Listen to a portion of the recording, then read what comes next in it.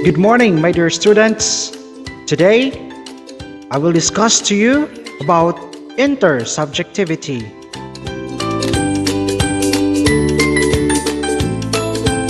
I will start this discussion with this statement. A person is a social being. Ibig sabihin, ang isang tao ay nagnanais na makisalamuha o makihalubilo sa ibang tao.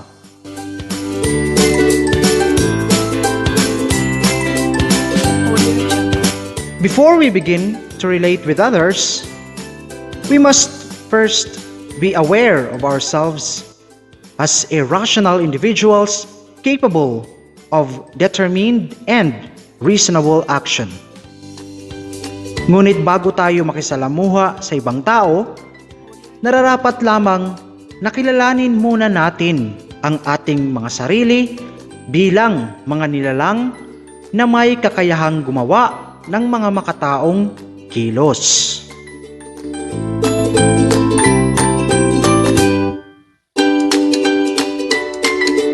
Interpersonal relations are made possible when the self becomes aware of the other, which includes everyone and everything outside of the self. Ang pagkakaroon ng relasyon sa ibang tao o bagay ay nagiging makatotohanan lamang kung alam ng isang tao na may iba pang mga nilalang sa kanyang paligid. Take a moment to look at one of your family members. Are you aware of his or her existence? If your answer is yes, then you are correct, since you can perceive your family member through your senses. Your classmate is the other, a being that exists outside of yourself. Now look at an object at your desk. It may be a pencil, ballpen, piece of paper, or any object.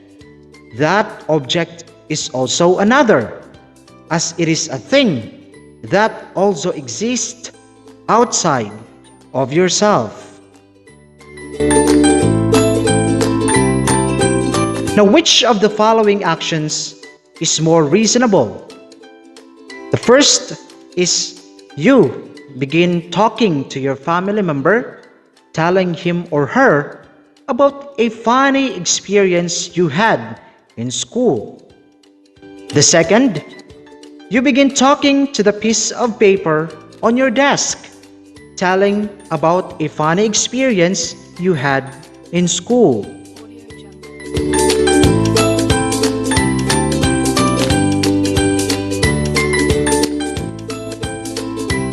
Of course, you will select the left statement or the other statement since it describes a reasonable and logical human act.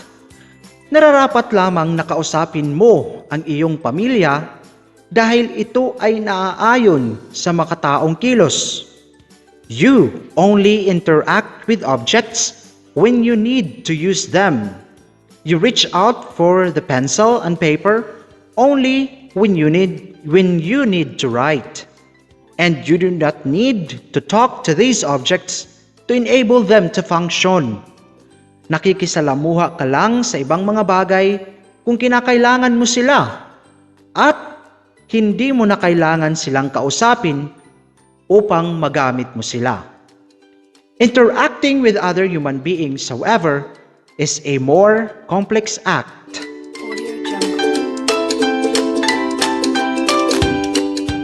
Our human nature not only enable us to recognize the self that defines our individuality, it also enables us to recognize that other human beings also possess a self.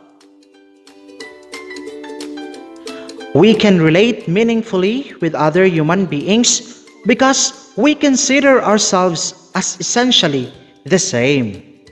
Nakikitungo tayo sa ibang tao dahil alam natin na tulad sa atin, mayroon din silang mga sarili.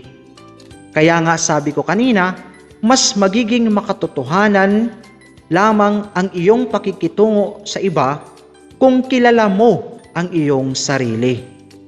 Kung alam mo na magiging masaya ka, kung ginagawa mo ang mga mabubuting bagay, tiyak gagawin mo ito sa iba dahil alam mo na magiging masaya din sila kapag ginawa mo ito sa kanila.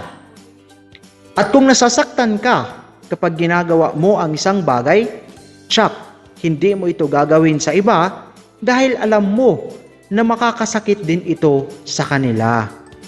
Kaya nga, bago ka makitungo sa ibang tao, kilalanin mo muna ang iyong sarili. This notion of recognizing the self in the other is how philosophers define interpersonal relations.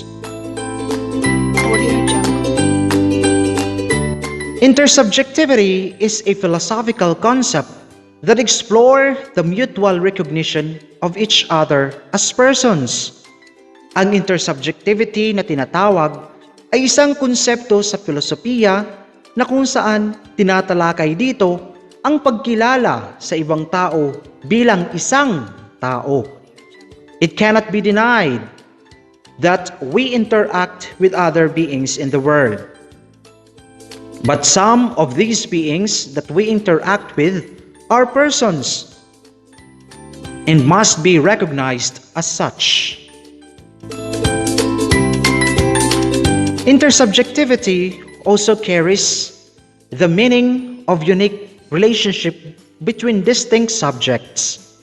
It refers to the characteristics of the human person to engage in a very intimate and personal relationship with others who are different from him or her, but who are also like him or her.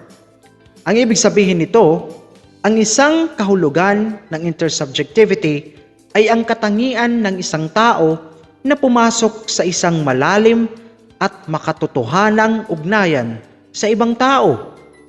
This is possible because the person has an inner life or interiority.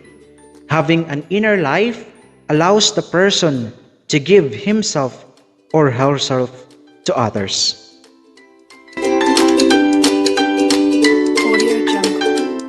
This also allows the individual to receive others in his or her life and relate with them.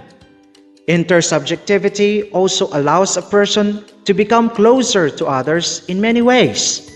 In everyday social interaction, persons could agree and cooperate with each other.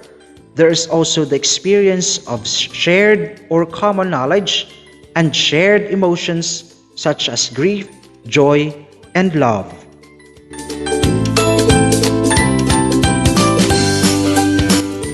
A deeper level of interaction between the self and the other, on the other hand, is the awareness of the self as being seen by others.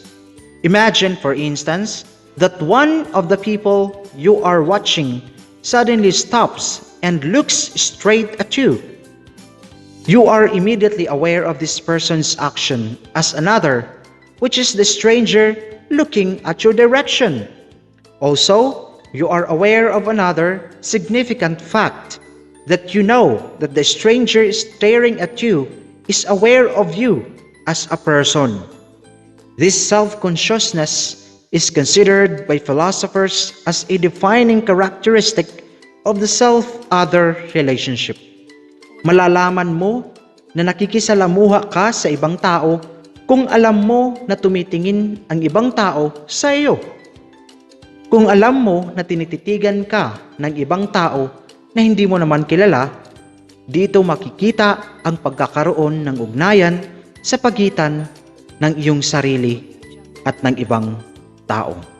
At yan po, my dear students, ang ating tinalakay hinggil sa intersubjectivity. Goodbye.